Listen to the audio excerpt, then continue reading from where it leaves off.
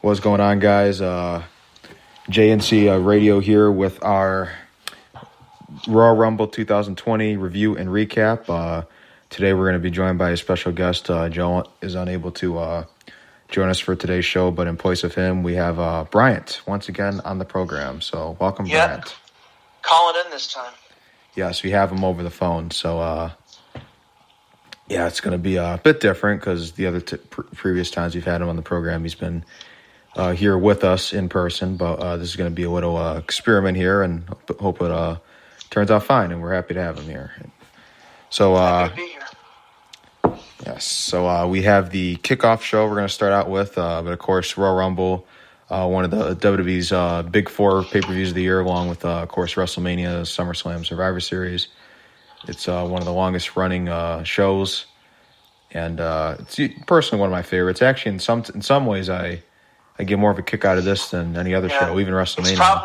It's probably my second favorite pay-per-view, and Rumble's my second favorite match overall. My favorite pay-per-view is Money in the Bank, and my favorite match is Money in the Bank. I'm a big Money in the Bank guy, but I still love the Rumble. Oh, yeah, I enjoy Money in the Bank as well. But this is it's tough for me. I mean, I still think I'm starting to. Nowadays, I'm starting to low-key enjoy the Rumble sometimes more than Mania, but still, it's just whenever Mania hits and it's like that day, I just get that feeling. Last year's Mania was really good. Yeah, it was so epic, and it was a great show last year. Especially that Kofi moment, just a bunch of other things, But anyway, let's start talking about the pre-show. We're going to go over this quickly.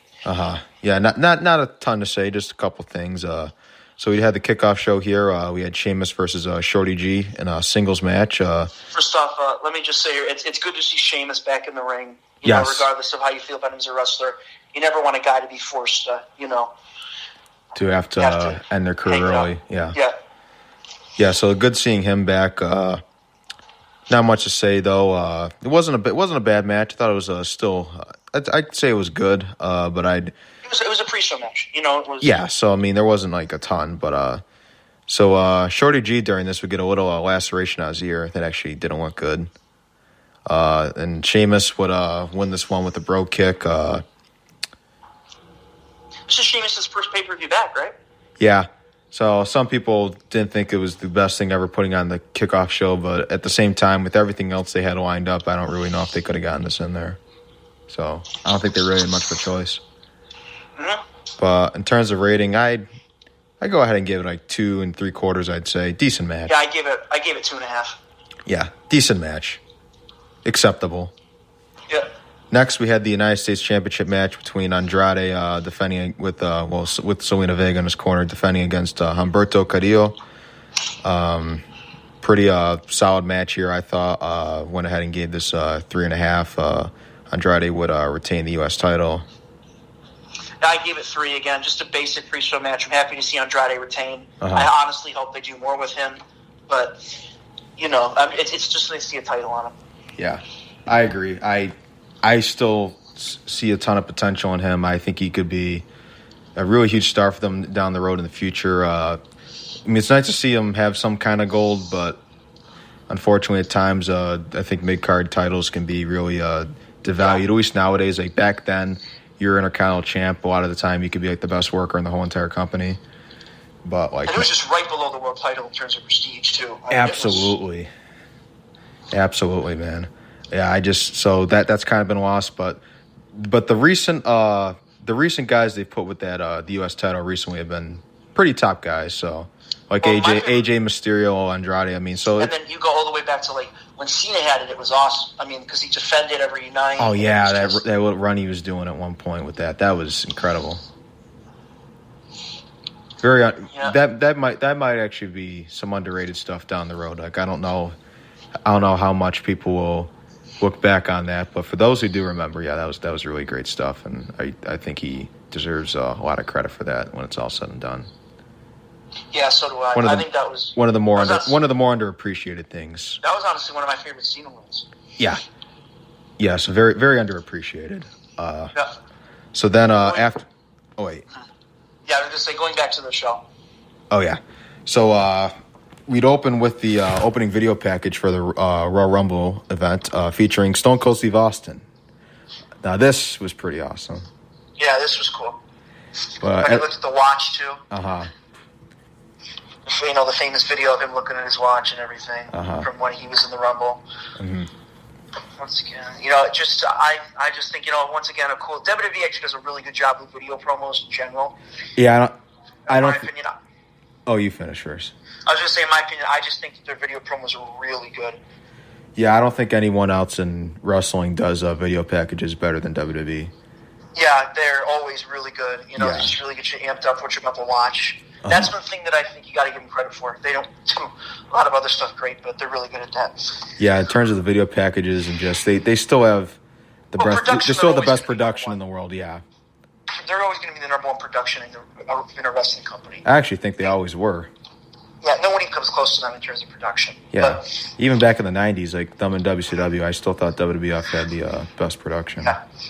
So let's get to the opening match. So we'd have our opening contest here, which was a Falls Count Anywhere match where we'd see Roman Reigns go up against King Corbin.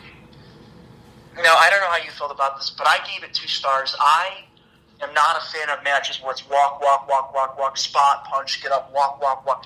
I just was not a fan of that. Mm-hmm. And also, I just think that it kind of had an anticlimactic ending when Roman just speared him. Absolutely. On the dugout. Like, they're walking around the stadium. I thought, they're about to do a big spot here. And then he just speared him. Like, it was like... Yeah, it was just very uneventful. I was like, oh, okay. Like, I guess. I mean, you knew Roman was winning, but it well, I did at least. But I just think that, you know, it was anticlimactic. It wasn't great. They didn't have a spot where I went, oh, my God, you know, and it just... Overall, I'd say it was okay, I guess. Just kind of... Not the worst thing I've ever seen in my life. I did enjoy this a bit better than their match they had at TLC.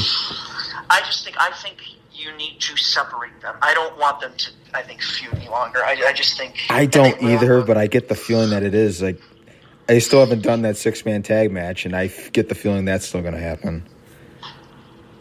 Yeah, that might. I don't know. I think it's just, it really... Where does Corbin go when he's done with Roman, though? That's the thing. Yeah, that's the thing. So, in terms of Corbin, I'm not a big Corbin guy at all. I'm not either, but he's not. He's doing a good job as a heel. And then he came out, you know, with the King and everything. You know, people carrying him out. Roman decided to punch him in the face for some reason, and then... I think I've enjoyed this version of him better than the original one, where he just wrestled like in the suit and everything. Wolf? Yeah. And the Lone Wolf, yeah. And the Lone Wolf, yeah. I think that in some ways, I mean, Kurt Angle called him the best heel in the business. That I'm not quite gonna go that far. No, he's not. I think maybe in WWE at this point he might be the top heel that they have. Well, you know, yeah, he is. I mean, because I will say nobody gets a negative reaction like him. No, and I think that is key, and that is what you want at the end of the day as a heel. You want heat.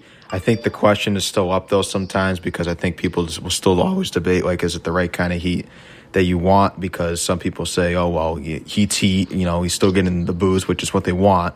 But is it, like, the real, genuine heat, or is it, like, the go-away? Go-away, yeah. Yeah. I don't know. I think it's a little bit of both. Yeah.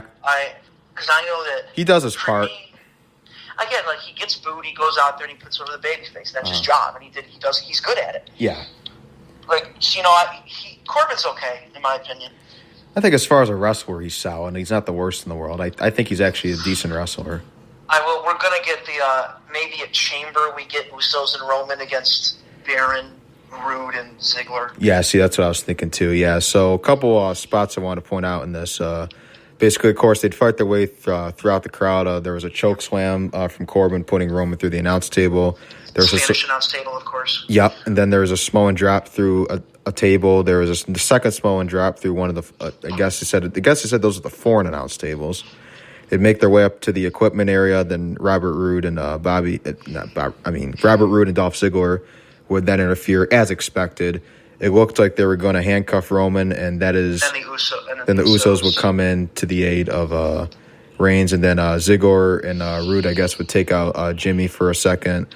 Then they would try to take out Jay as well. But while this is going on, while they had basically Jimmy like right where they wanted him. Jay would jump from the top of the railing in the stands out of nowhere. Cool spot. That was probably the best part of the whole match, to be honest. It didn't even involve Roman. It didn't involve anyone that was actually supposed to be in the match.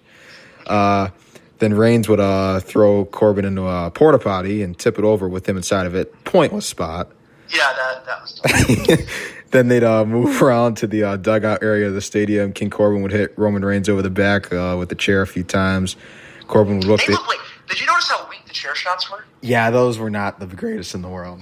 Those I was like, wow, those are not good chair shots. But anyway, that was on top of the dugout and all that. Yeah, so Corbin would look to hit the end of days, but Roman would fight him off, hit a Superman punch followed by a spear on top of the dugout, and he'd go for the cover and get the win. I also thought this was kind of overbooked in a way. Like I thought with all the interference and stuff. I mean, you knew that was going to happen. Honestly, can I say this? This match didn't need to happen. It really didn't. It really didn't. I thought both of them being in the Rumble was plenty. Yeah, and you could have had maybe a spot in the Rumble where Roman or Corbin eliminate each other, or like Roman eliminates Corbin comes back. Well, no, you needed Roman to be at the end there, but at the Rumble. You could have had this spot in the Rumble where they did something to each other, to continue it. But I just felt like it was kind of pointless. And when the Rumble, I was kind of like, I hate to say this, but it was the only match where I was like, can we just get through this? Yeah.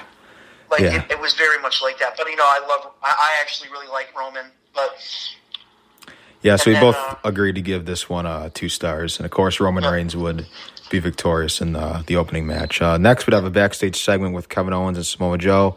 Kevin Owens says he has a good history of success in the city of Houston, saying he plans on continuing that success by eliminating Seth Rollins from the Royal Rumble match. Samoa Joe would say as far as having his back with Rollins, he'd be in his corner.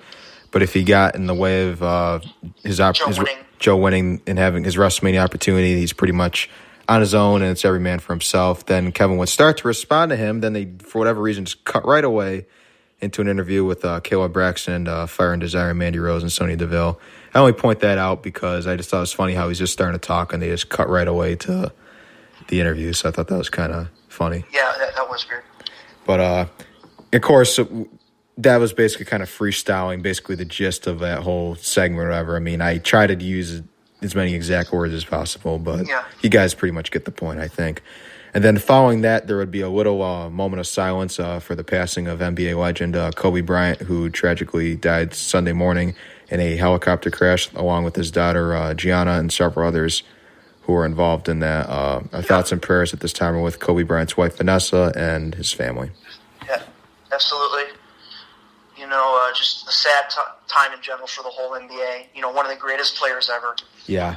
And, of course, this is a pro wrestling podcast, and we're really big professional wrestling fans. We're also big sport guys. And we've had the pleasure of being able to see many of Kobe's games throughout the years.